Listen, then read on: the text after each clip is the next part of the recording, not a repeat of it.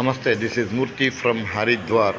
అవునండి, హరిద్వార్ మేము ఒక హోటల్లో ఉన్నాము, చూస్తున్నారు కదా.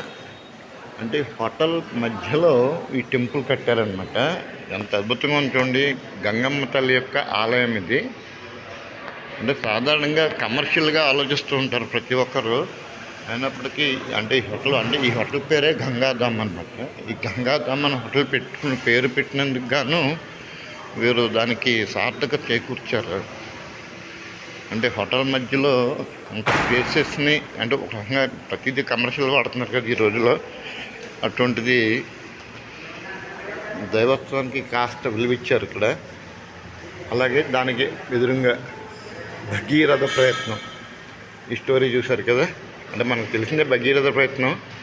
భగీరథుడు గంగమ్మ తల్లిని ఆకాశం నుంచి భూలోకానికి తీసుకురావడం,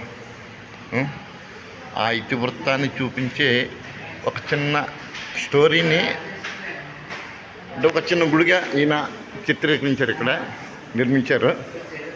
ఈ రెండు ఒకే చోట అభిముఖంగా ఉన్నాయి చూడండి.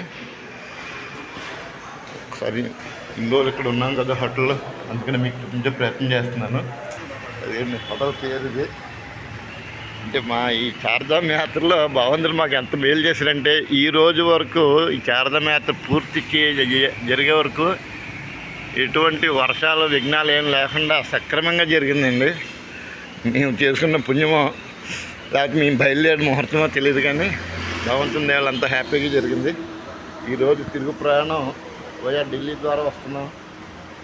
నేనైతే తిరుపతి వస్తున్నాను, ఆ తర్వాత అరుణాచలం, ఆ తర్వాత దైవేచ్ఛ. హర హర మహాదేవ శంభో శంకర. ఓం నమః శివాయ, నమో నారాయణ.